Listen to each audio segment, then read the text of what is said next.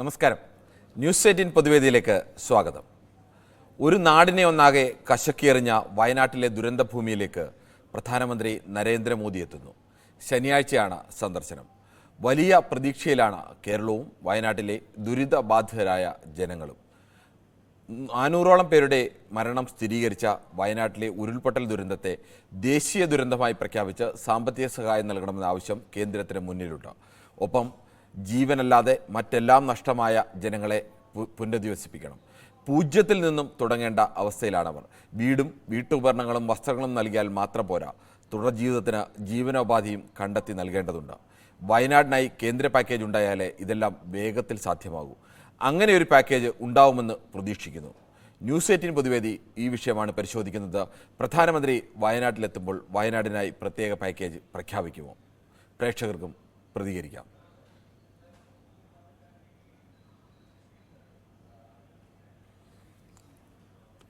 മുരളിയാണ് കൊല്ലത്തു നിന്നും ചേരുന്നത്. ശ്രീ മുരളി, പ്രധാനമന്ത്രി ശനിയാഴ്ച വയനാട്ടിലെത്തുകയാണ്. സ്വാഭാവികമായും കേരളം വലിയ പ്രതീക്ഷയിലാണ്. കേന്ദ്ര സർക്കാരിന്റെ ഭാഗത്തു നിന്ന് ഒരു പ്രത്യേക പാക്കേജ് ഉണ്ടാകും എന്നുള്ള പ്രതീക്ഷയിൽ. താങ്കളും അങ്ങനെ തന്നെ പ്രതീക്ഷിക്കുന്നുണ്ടോ? സാറേ നമസ്കാരം. നമസ്കാരം, ഞാൻ മുരളിയാണ് കൊല്ലത്തുനിന്ന്. പറഞ്ഞോളൂ. സാറേ, പ്രധാനമന്ത്രി വരുമ്പോൾ വയനാടിന് പാക്കേജ് പ്രഖ്യാപിക്കുമോ എന്നാണ് ഇന്നത്തെ നമ്മുടെ ടോപ്പിക്ക്. അപ്പം നമ്മൾ അതിലേക്ക് കടക്കുന്നതിന് മുമ്പ് ആദ്യമേ തന്നെ അവിടെ മരണപ്പെട്ടവർക്ക് അനുശോചനം അറിയിക്കട്ടെ. ശരി, പറഞ്ഞോളൂ. അപ്പോ ഈ ഇത്രയും വലിയ ഒരു സംഭവം ഉണ്ടാവുന്നതിന് മുമ്പ് തന്നെ, ഒരു 5 വർഷത്തിന് മുമ്പ് തന്നെ, ഈ കുത്തുമല എന്ന് പറയുന്ന സ്ഥലം അവിടെ അടുത്താണ്. അവിടെ ഇങ്ങനൊരു ഉരുൾപൊട്ടലോ ഉണ്ടായിട്ട് സർക്കാർ, ഈ കേരള സർക്കാരോ കേന്ദ്ര സർക്കാരോ അവിടെ ഒരു മുൻകരുതൽ നടപടി എടുത്തിട്ടില്ലെന്നും കൂടി ഈ പൊതുസമൂഹത്തിനെ അറിയിക്കാൻ ഞാൻ ഈ അവസരം വിനിയോഗിച്ച് പറയുകയാണ് സാറിന്റെ അടുത്ത്. ശരി. പിന്നെ ഈ പ്രകൃതി ലോല പ്രദേശം, അതായത് വളരെ നേർന്ന മണ്ണുള്ള പ്രദേശമാണ് ഈ പറയപ്പെടുന്ന സ്ഥലങ്ങള്.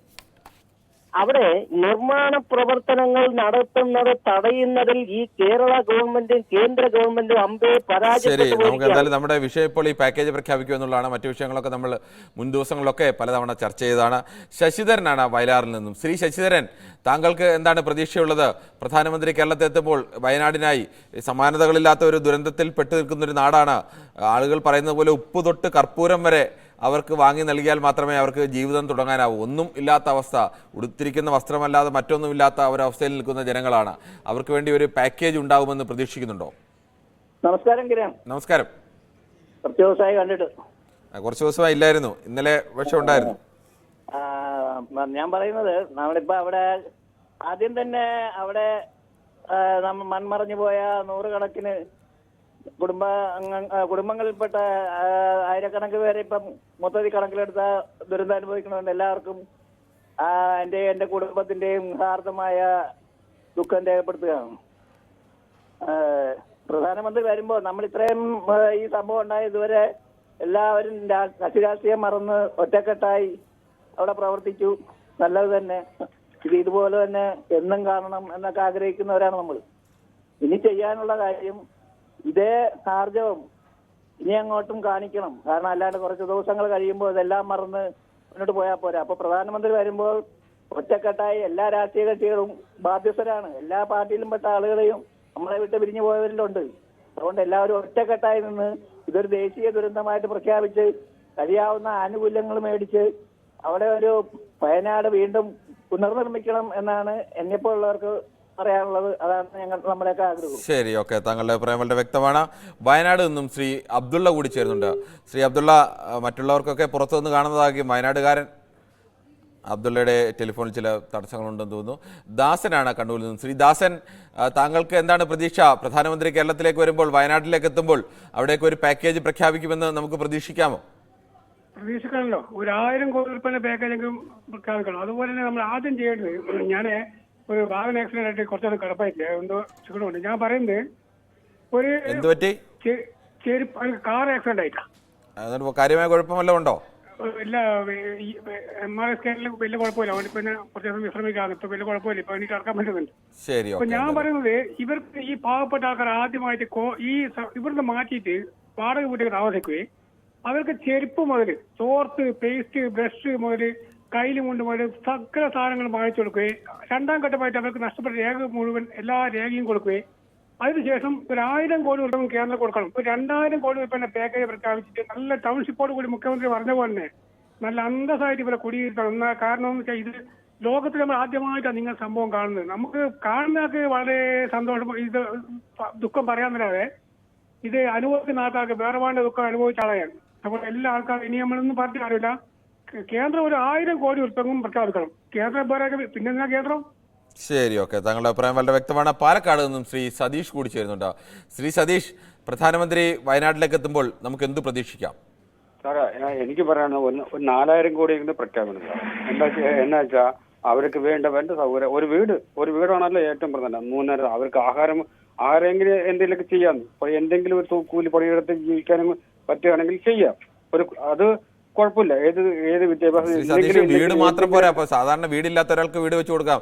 പക്ഷെ ഇവരെ സംബന്ധിച്ച് വീട് മാത്രം പോരാ. വീട്ടിൽ ചെന്ന് കയറിയാൽ അവരുടെ കയ്യിൽ ഇപ്പോൾ ഉടുത്തിരിക്കുന്ന വസ്ത്രങ്ങളല്ലാതെ അല്ലെങ്കിൽ ആരെങ്കിലും കൊടുത്ത 1-2 ദിവസം വസ്ത്രങ്ങൾ, ആ വസ്ത്രം വെക്കാൻ പോലും ഒരു ബാഗോ പെട്ടിയോ പോലും അവരുടെ കയ്യിലില്ല. ഒന്നുമില്ലാത്തൊരവസ്ഥ, ശൂന്യതയിലാണ് അവർ നിൽക്കുന്നത്. അവർക്ക് എല്ലാം നൽകേണ്ടി വരും. അതെ, അല്ല മാക്സിമം ഇപ്പോ എന്താ പറയാ, എല്ലാ മുഖ്യമന്ത്രിയാണ്, എല്ലാ മന്ത്രിമാരും ഇതിലെ ജാതി മതം നോക്കൊന്നും ഏത് രാഷ്ട്രീയമോ ഒന്നും കലർത്തേണ്ട ഒരു കാര്യമില്ല. എന്താണാവോ നമ്മളെ കൊണ്ടാവുന്നത്. ഒരു 100 രൂപയാണെങ്കിൽ ഒരു 100 രൂപ കൊടുക്കാം.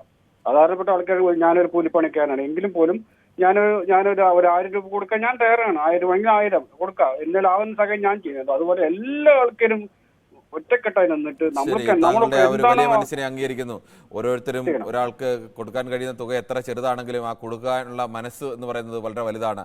ഓരോരുത്തരുടെയും ചെറിയ ചെറിയ തുകകൾ അടക്കം ചേരുമ്പോഴാണ് വലിയ തുകയായി മാറുന്നത്. കേരളം അങ്ങനെ പലതവണ തെളിയിച്ചിട്ടുള്ളതാണ്. ചെറിയ ചെറിയ തുകകൾ പോലും കൂട്ടിച്ചേർത്ത് വൻ തുകയാക്കി മാറ്റിക്കൊണ്ട് പുനർനിർമ്മാണവും ഇത്തരം ആശ്വാസ നടപടികളും ഒക്കെ ചെയ്ത് പരിചയമുള്ള ഒരു നാടുകൂടിയാണ് കേരളം. ശ്രീ ശശിധരൻ ചേർത്തലയിൽ നിന്ന് ചേരുന്നു. ശ്രീ ശശിധരൻ, പ്രധാനമന്ത്രി ശനിയാഴ്ച വയനാട്ടിലെ ദുരന്ത ബാധിത മേഖലയിൽ എത്തുമ്പോൾ എന്താണ് നമ്മൾ പ്രതീക്ഷിക്കുന്നത്?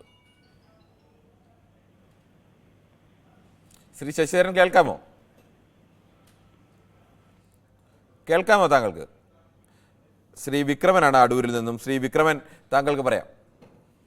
നമസ്കാരം സാർ. നമസ്കാരം. സാറേ, പ്രധാനമന്ത്രി വരുമ്പോൾ നമുക്ക് ഒരുപാട് പ്രതീക്ഷിക്കാം. കാരണം പഴയ കാലത്ത് നമുക്ക് റേഷൻ തന്നേച്ച് അതിന്റെ പൈസ തിരിച്ചു വാങ്ങിച്ചതുപോലെ ഇതും വാങ്ങിച്ചു ഒരുപാട് തിരിച്ച് പൈസ കൊടുക്കാനൊക്കെ രീതിയിൽ പ്രഖ്യാപിച്ചിട്ട് നമ്മൾ അവസാനം നമ്മുടെ പൈസ ആ പാക്കേജാണുള്ളത്. അതിനൊരു അതിനൊരു അനുകൂലമായിട്ടാണ് നമ്മുടെ MP സുരേഷ് ഗോപി പറഞ്ഞത് പാർലമെന്റിൽ. അപ്പൊ അതുകൊണ്ട് നമുക്ക് ഒരുപാട് പ്രതീക്ഷിക്കാം. ഒരുപാട് തരികയും ചെയ്യും. തന്ന പൈസ തിരിച്ചു കൊടുക്കേണ്ടി വരും. പാവങ്ങളെ കഞ്ഞിയും മണ്ണ് വാരിയിടുന്ന രീതിയിലുള്ള പ്രവർത്തനം പ്രധാനമന്ത്രി ചെയ്യും. അതാണ് എനിക്ക് പറയാനുള്ളത്. ശരി, ഓക്കെ, എന്തായാലും താങ്കളുടെ അഭിപ്രായം അങ്ങനെ. നമുക്ക് മറ്റൊരു പ്രേക്ഷകൻ കൂടിയാണ്. പുഷ്കരനാണ് ചേർത്തലയിൽ നിന്നും. ശ്രീ പുഷ്കരൻ അല്ലേ? അതെ. ശ്രീ പുഷ്കരൻ, പ്രധാനമന്ത്രി ശനിയാഴ്ച എത്തുന്നുണ്ട്. കേരളം നേരത്തെ ഇത് ദേശീയ ദുരന്തമായി പ്രഖ്യാപിക്കണമെന്നുള്ള ആവശ്യമൊക്കെ രാഹുൽ ഗാന്ധി അടക്കം പാർലമെന്റിൽ ഉന്നയിച്ചിരുന്നു. കേരളത്തിന് അങ്ങനെ ആവശ്യമുണ്ട്, പ്രത്യേക സാമ്പത്തിക പാക്കേജ് എന്ന ആവശ്യമുണ്ട്. ഇതിൽ അംഗീകരിക്കാൻ സാധ്യതയുണ്ടോ? എന്റെ സാറേ, ശരിക്കും പറഞ്ഞാൽ ലോകം അറിയപ്പെടുന്ന ഒരു നേതാവായിട്ട് മാറിയിരിക്കുന്നത് ശ്രീ നരേന്ദ്രമോദി, നമ്മുടെ ഇന്ത്യയുടെ പ്രധാനമന്ത്രി. അഭിമാനമുണ്ട്. അദ്ദേഹം വരുന്നത് തന്നെ ഇവിടുത്തെ ഈ ദുരവസ്ഥ മനസ്സിലാക്കാൻ വേണ്ടിയിട്ട്, നേരിട്ട് കണ്ടിട്ട് വേണ്ടത് ചെയ്യാൻ വേണ്ടിയിട്ട് ആയിരിക്കുമല്ലോ. അപ്പൊ അദ്ദേഹം വന്നു കഴിയുമ്പോഴേക്കും ഈ അവസ്ഥ കണ്ടിട്ട് ചെയ്യാവുന്ന കാര്യങ്ങൾ ചെയ്യുമെന്നാണ് നമ്മളൊക്കെ പ്രതീക്ഷിക്കുന്നത്. അതോടൊപ്പം തന്നെ മറ്റൊരു കാര്യം എന്ന് പറയുന്നത്, ഈ കാടിന്റെ മക്കള് ജീവിക്കുന്നുണ്ട് കുറെ അധികം ആൾക്കാര്. കാട്ടിൽ ജീവിക്കുന്ന ആദിവാസി കുടുംബങ്ങൾ, അവരെ ഉൾപ്പെടെയൊക്കെ മാറ്റി താമസിപ്പിക്കണം. അതിനുള്ള പാക്കേജ് കൂടി തയ്യാറാക്കണമെന്നാണ് എന്റെ അഭിപ്രായം. ശരി, ഓക്കെ, എന്തായാലും താങ്കളുടെ അഭിപ്രായം വ്യക്തമാണ്. വർക്കലയിൽ നിന്നും ഷിനോയ് കൂടി ചേരുന്നുണ്ടോ? ശ്രീ ഷിനോയ്, പ്രധാനമന്ത്രി വയനാട് സന്ദർശിക്കാനായി അടുത്ത ദിവസം എത്തുമ്പോൾ സ്വാഭാവികമായും നമ്മൾ വലിയ പ്രതീക്ഷയിലാണ്. കേന്ദ്ര സർക്കാരിൻ്റെ ഭാഗത്തു നിന്ന് വയനാടിനായി ഒരു പ്രത്യേക പാക്കേജ്, വയനാട് പുനർനിർമ്മിക്കണമെങ്കിൽ വലിയ തുക ആവശ്യമാണ്, വലിയ സാമ്പത്തിക ബാധ്യതയുള്ള ഒരു ഉത്തരവാദിത്തം കൂടിയാണത്. അതിൽ കേന്ദ്ര സർക്കാരിൻ്റെ ഭാഗത്തു നിന്ന് ഒരു പാക്കേജിൻ്റെ പ്രഖ്യാപനം കൂടി പ്രതീക്ഷിക്കുന്നുണ്ട്. അങ്ങനെ ഉണ്ടാവാൻ സാധ്യതയുണ്ടോ? അങ്ങനെ ഉണ്ടാവട്ടെ എന്ന് ആഗ്രഹിക്കാം, പക്ഷെ സാധ്യത വളരെ വിരളമാണ്. കാരണം പ്രധാനമന്ത്രി ഇപ്പൊ തന്നെ താമസിച്ചാണ് വന്നിരിക്കുന്നത് അല്ലേ? കാര്യം വയനാടില് ഇത്രയും പ്രധാനമന്ത്രി വരുന്നതിന്റെ ദിവസത്തിന് താമസിക്കുന്നതിനെ നമ്മൾ അങ്ങനെ കണക്കൂട്ടാനാവില്ല. ചിലപ്പോൾ പല രാജ്യത്തിന്റെ പ്രധാനമന്ത്രിയാണ് അദ്ദേഹം വരുന്നത്. എന്തായാലും വന്നല്ലോ, അനുവദിക്കണം സാറേ, അനുവദിക്കണം. അതാണ് എന്റെ ആഗ്രഹം. എന്താണെന്നുള്ളത് നമുക്ക് ഇനിയല്ലേ അറിയത്തുള്ളൂ. ശരി, ഓക്കെ. അതെ അതെ അതെ. നമുക്ക് മറ്റു പ്രേക്ഷകരുടെ പാലയിൽ നിന്നും ശ്രീ ജോസഫാണ്. ശ്രീ ജോസഫ്, താങ്കൾക്ക് എന്ത് തോന്നുന്നു? പ്രധാനമന്ത്രി ഈ വയനാട് എത്തുമ്പോൾ ഈ വയനാടിനായി പ്രത്യേക പാക്കേജ് പ്രഖ്യാപിക്കാൻ സാധ്യതയുണ്ടോ? ചെറിയ എന്തെങ്കിലും പാക്കേജ് കിട്ടാൻ സാധ്യതയുള്ളതാണ് എന്റെ അഭിപ്രായം. എന്താണ് അങ്ങനെ ഒരു ചെറിയ ഒരു ദുരന്തമാണോ? വലിയ ദുരന്തമല്ലേ? അപ്പോൾ വലിയ സഹായം കിട്ടിയെങ്കിലല്ലേ നമുക്ക് എല്ലാം ചെയ്യാൻ കഴിയൂ. ദുരന്തം വലുതാണ്, പക്ഷെ അതിനുള്ള പാക്കേജ് കിട്ടാൻ സാധ്യതയുണ്ടോ അറിയത്തില്ല, എനിക്ക് തോന്നുന്നു, എന്റെ ഉദ്ദേശം. ശരി, ഓക്കെ. നമുക്ക് തിരുവനന്തപുരത്ത് നിന്നും ശ്രീ ദീപു കൂടി ചേരുന്നുണ്ട്. ശ്രീ ദീപു, പ്രധാനമന്ത്രി ശനിയാഴ്ച കേരളത്തിലേക്ക് എത്തുമ്പോൾ വയനാട് സന്ദർശിക്കുമ്പോൾ വലിയൊരു പ്രതീക്ഷയുണ്ട് കേരളത്തിന്. വയനാടിൻ്റെ പുനരധിവാസത്തിന് വേണ്ടി പ്രത്യേക സാമ്പത്തിക പാക്കേജ് പ്രഖ്യാപിക്കുമെന്നും ഇത് ദേശീയ ദുരന്തമായി പ്രഖ്യാപിക്കണമെന്നൊക്കെ ആവശ്യങ്ങളും ഉയർന്നിട്ടുണ്ട്. എന്താണ് താങ്കളുടെ അഭിപ്രായം? ഇല്ല, ഇന്ത്യയുടെ പ്രധാനമന്ത്രി കേരളത്തിലെ ഇതുപോലെ ഒരു വലിയ ദുരന്തം നടന്നിടത്ത് സന്ദർശിക്കുക എന്ന് പറയുന്നത് നമ്മൾ സ്വാഗതം ചെയ്യുന്ന ഒരു കാര്യമാണ്. കാരണം പ്രധാനമന്ത്രി അങ്ങനെ തന്നെ വരണം. പ്രധാനമന്ത്രി വരാൻ താമസിച്ചു എന്നൊന്നും അഭിപ്രായമില്ല. കാരണം അവിടുത്തെ ദുരന്ത നിവാരണ പ്രവർത്തനങ്ങളൊക്കെ നടക്കുന്നതിനിടയിൽ അദ്ദേഹത്തിന്റെ ഈ സെക്യൂരിറ്റി റീസൺസ് അങ്ങനെയൊക്കെ ഒരുപാട് കാര്യങ്ങളുണ്ടായിരിക്കും. എന്നാലും അദ്ദേഹം വരുന്നത് നല്ല കാര്യമാണ്. പക്ഷേ വന്നിട്ട് നമ്മൾക്ക് നടന്നിട്ടുള്ള ഈ ദുരന്തം അദ്ദേഹത്തിനെ കാണുമ്പോൾ മനസ്സലിവ് ഉണ്ടാകുമോ എന്നുള്ള കാര്യത്തിനകത്ത് എനിക്ക് സംശയമുണ്ട്. കാരണം നമുക്കറിയാം, നമ്മുടെ പ്രളയം വന്നപ്പോൾ നമ്മള് സൈന്യം ഒക്കെ വന്നതിന് ശേഷം പിന്നെ നമ്മൾക്ക് ഏതെല്ലാം ഇതിലാണ് അവർ തിരിച്ചു വാങ്ങിച്ചത്, കേരളത്തിന് തരാനിരുന്ന പണം ഈ മുടക്കിയത് ഒക്കെ നമ്മുടെ മുന്നിലുണ്ട്. എന്നിരുന്നാലും ഇപ്പൊ സൈന്യത്തിനെ വിട്ടപ്പോഴായാലും അത് എന്താ പറയാ, ഒരു പരാതിക്ക് ഇടയില്ലാത്തവണ്ണം അവരെ എല്ലാവരെയും ഇവിടെ കൊണ്ടുവരികയും അവരും എല്ലാവരും കൂടെ ചേർന്നിട്ടാണല്ലോ നമ്മളിവിടെ ദുരന്ത നിവാരണ പ്രവർത്തനങ്ങൾ നടത്തിയത്. അതുകൊണ്ട് തന്നെ അദ്ദേഹം വരട്ടെ, നമ്മളെല്ലാം നല്ല മനസ്സോടെ അദ്ദേഹത്തെ സ്വീകരിക്കാം. ഈ ദുരന്തം കാണട്ടെ, കണ്ടിട്ട് ഒരു മനുഷ്യനായി മാറി അദ്ദേഹം, ഈ മനുഷ്യത്വം എന്ന ഒരു സാധനം അദ്ദേഹത്തിന് ഉണ്ടെങ്കിൽ അദ്ദേഹം ഇന്ത്യയുടെ പ്രധാനമന്ത്രി ഒരു സംസ്ഥാനത്തിന് കൊടുക്കണം. മാത്രമല്ല, ഈ ദുരന്തം നടക്കുന്ന സ്ഥലങ്ങളുടെ ഒരു സംസ്ഥാനത്തിൽ ഒരു പട്ടികയുണ്ടല്ലോ, ആ പട്ടികയിൽ കേരളത്തിനെ ഉൾപ്പെടുത്തി അതിലേക്ക് കൂടുതൽ പണം, കാരണം ഈ വെസ്റ്റേൺ ഗാർഡ്സ് മുഴുവൻ നമുക്ക് കീപ്പ് ചെയ്തു പോകുന്നത് കേരളമാണ്. അപ്പൊ ആ കീപ്പ് ചെയ്തു പോകുന്ന കേരളത്തിന് അതിൻ്റെതായിട്ടുള്ള ബുദ്ധിമുട്ടുകളും കേരളത്തിനുണ്ട്. അപ്പൊ അതിനെല്ലാം നമുക്ക് ചേർത്ത് കൊണ്ടിട്ടുള്ള ഒരു പാക്കേജ് തന്നെ തരേണ്ടതുണ്ട്. ആ പാക്കേജ് എന്താണെന്ന് സർക്കാർ മുന്നോട്ട് വെക്കേണ്ടതുണ്ട്. നല്ലൊരു ചർച്ച നടത്തി പോസിറ്റീവായി മുന്നോട്ട് വെക്കേണ്ടതിന് അതിന്റെ മാധ്യമങ്ങളും ജനങ്ങളും എല്ലാവരും ഒരുമിച്ച് ചേർന്നുകൊണ്ട് വേണം നമ്മൾ ഈ ഒരു ദുരന്ത നിമിഷത്തിൽ മുന്നോട്ട് പോകാൻ. ശരി, താങ്കളുടെ അഭിപ്രായം വളരെ വ്യക്തമാണ്. ശ്രീ ബെന്നി ജോസഫ് കൂടി ചേരുന്നു. ബെന്നി ജോസഫ് കൊച്ചിയിൽ നിന്നാണ്. ശ്രീ ബെന്നി ജോസഫ്, പ്രധാനമന്ത്രിയുടെ വരവിൽ വയനാടിനായി പ്രത്യേക പാക്കേജ് പ്രഖ്യാപനം ഉണ്ടാവാൻ സാധ്യതയുണ്ടോ? തീർച്ചയായിട്ടും ഉണ്ടാവണമല്ലോ. ഇവിടെ പലരും സംസാരിച്ചത് ഞാൻ കേട്ടു.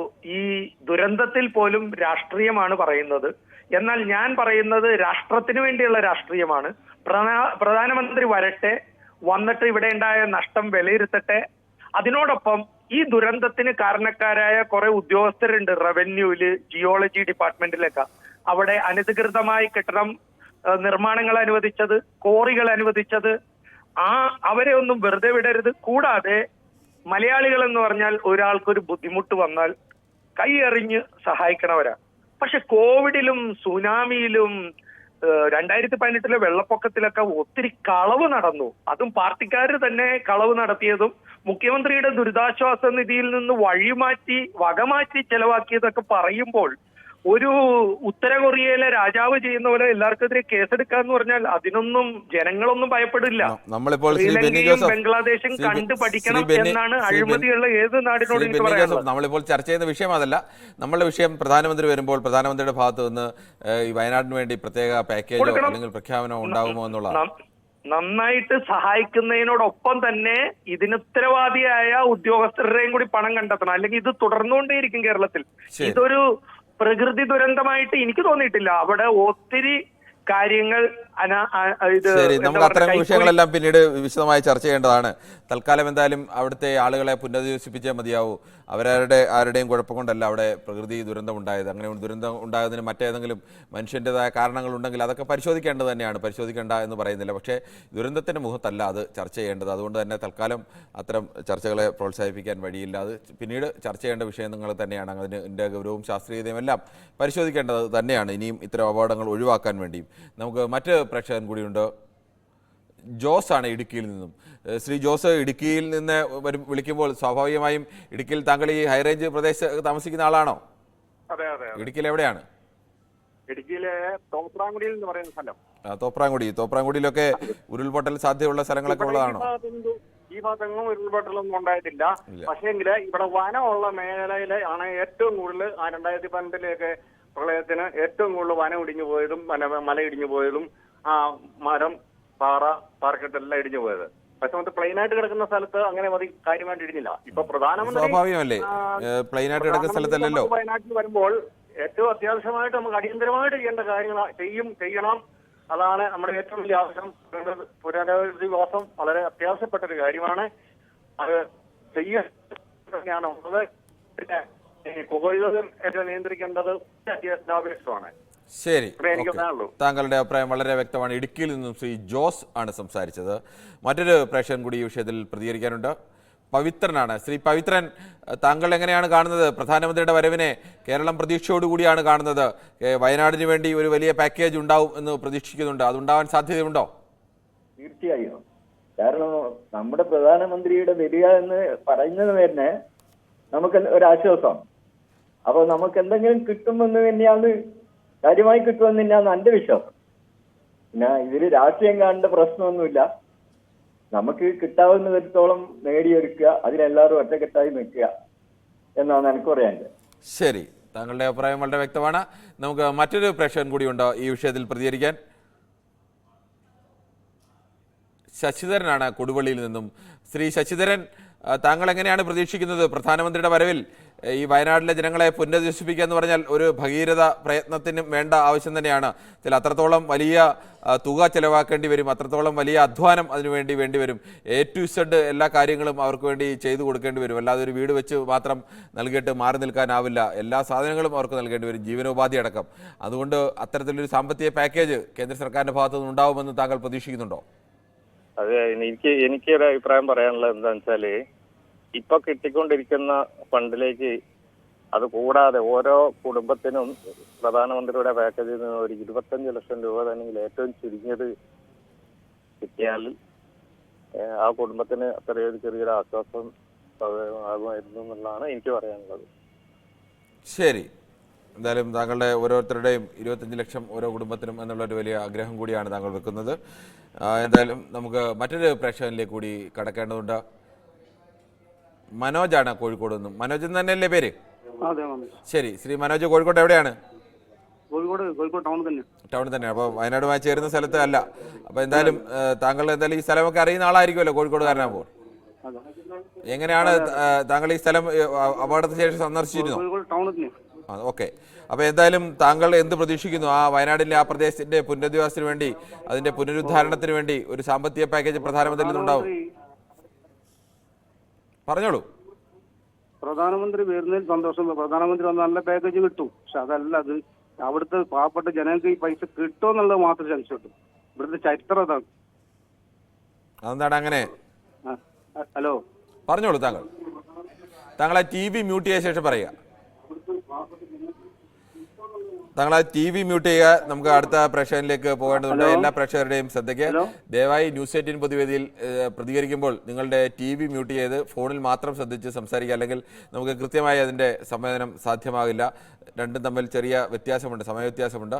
അനീഷാണ് മുണ്ടക്കയത്ത് നിന്നും. ശ്രീ അനീഷ്, താങ്കൾക്ക് എന്ത് തോന്നുന്നു? പ്രധാനമന്ത്രിയുടെ വരവിൽ വയനാടിന് ആശ്വാസമാകുന്ന പ്രഖ്യാപനങ്ങൾ ഉണ്ടാകുമോ? ഉണ്ടാകുമെന്ന് പ്രതീക്ഷിക്കുന്നു. ഹലോ, പറഞ്ഞോളൂ. വയനാടിന് ആവശ്യമായ പാക്കേജ് ഉണ്ടാകുമെന്ന് പ്രതീക്ഷിക്കുന്നു. അതുപോലെ തന്നെ ഇപ്പം നിലവിൽ വയനാട്ടിൽ സംഭവിച്ചതിനേക്കാൾ കൂടുതൽ ഊർജത്തോടെ വയനാട് പഴയതിനേക്കാൾ കൂടുതൽ ടൗൺഷിപ്പ് പോലെ വരുവാൻ സാധ്യത ഉള്ള പാക്കേജിൽ ഉണ്ടാവുകയാണെങ്കിൽ നല്ലതായിരിക്കും. ശരി, താങ്കളുടെ അഭിപ്രായം വ്യക്തമാണ്.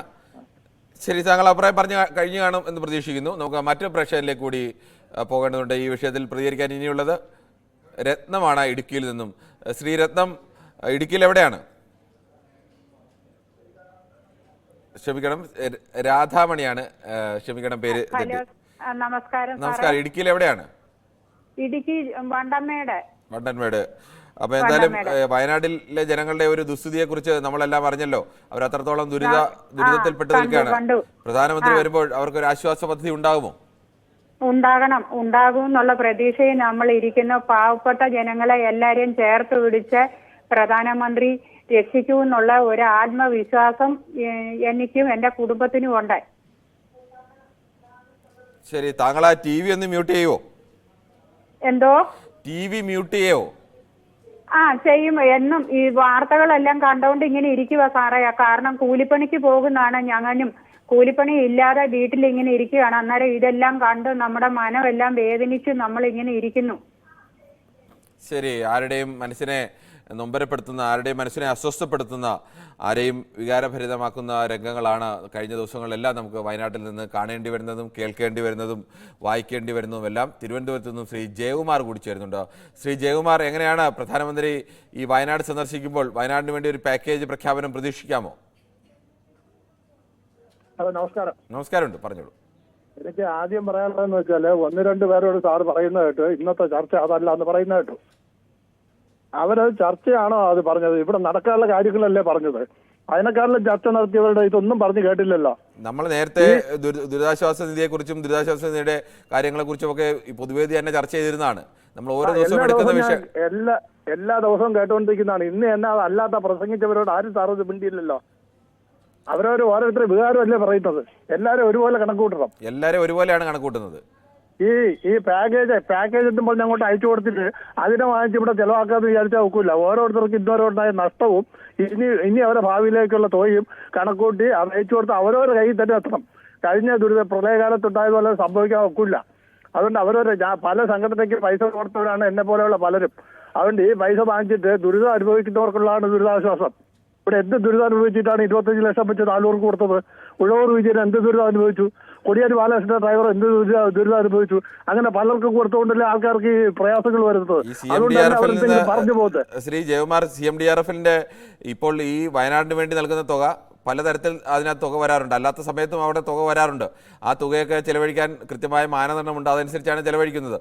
ഇപ്പോൾ വരുന്ന തുക വയനാടിന് വേണ്ടി മാത്രം ചെലവഴിക്കുമെന്ന് മുഖ്യമന്ത്രി തന്നെ പറഞ്ഞിട്ടുമുണ്ട്. ഇത് മനസ്സിലായി. ഞാൻ പറയുന്നത് സാർ ഇന്നലെ മെനങ്ങാന്ന് സംസാരിച്ച ഒരു വാക്കുണ്ട്.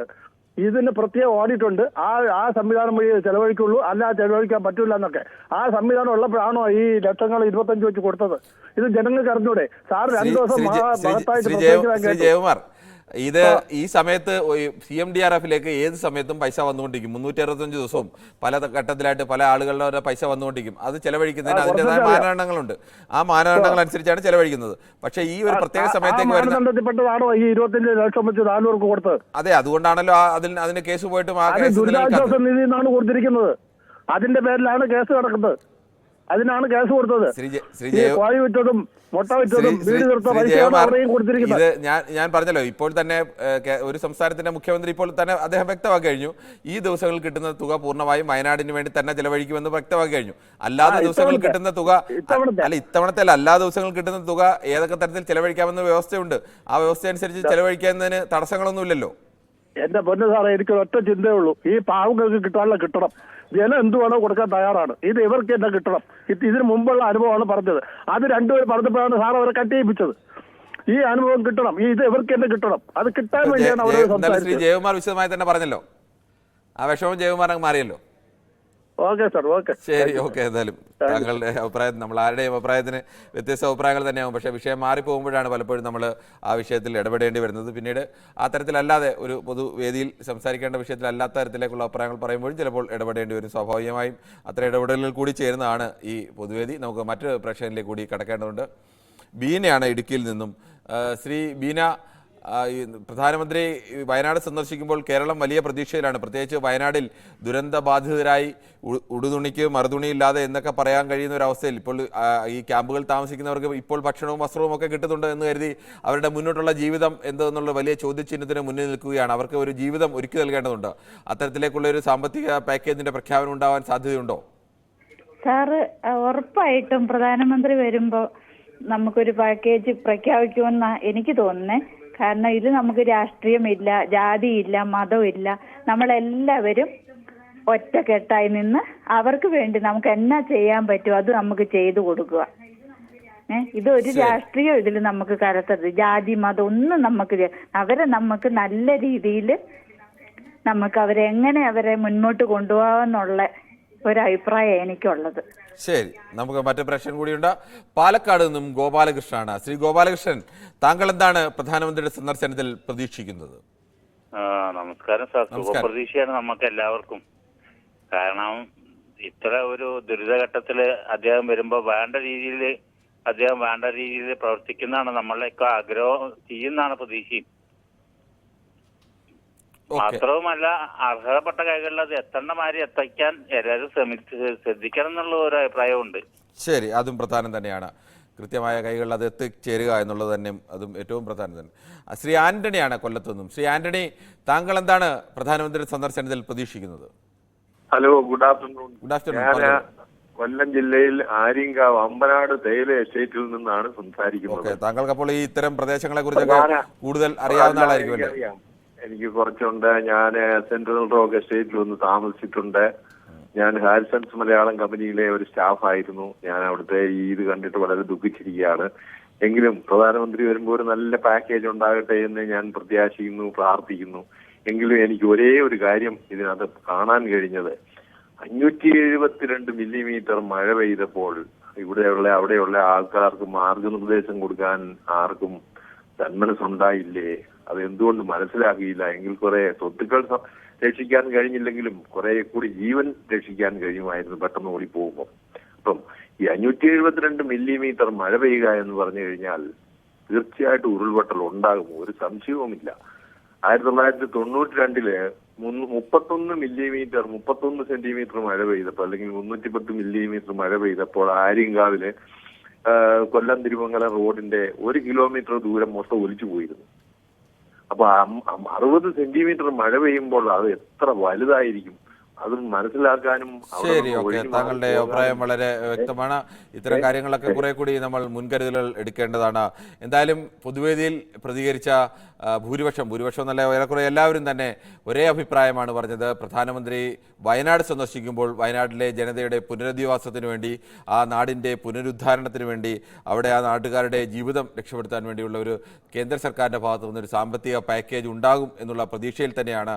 അതിലെ തുകയുടെ കാര്യത്തിലാണ് ഓരോരുത്തരും വ്യത്യസ്ത അഭിപ്രായം പറഞ്ഞത്. വലിയ തുകകൾ പറഞ്ഞവരുണ്ട്. അതോടൊപ്പം തന്നെ ഇങ്ങനെ പ്രഖ്യാപിക്കുന്ന പാക്കേജുകൾ പ്രഖ്യാപിച്ചാൽ തന്നെ അത് കൃത്യമായ ആളുകളിൽ എത്തിച്ചേരാനുള്ള സംവിധാനം കൂടി വേണം എന്ന് ജാഗ്രതപ്പെടുത്തിയ ആളുകളുമുണ്ട്. എന്തായാലും ന്യൂസ് 18 പൊതുവേദി ഇന്നത്തേത് പൂർണ്ണമാവുകയാണ്. നാളെയും ഇതേ സമയം ന്യൂസ് 18 പൊതുവേദി മറ്റൊരു വിഷയവുമായി.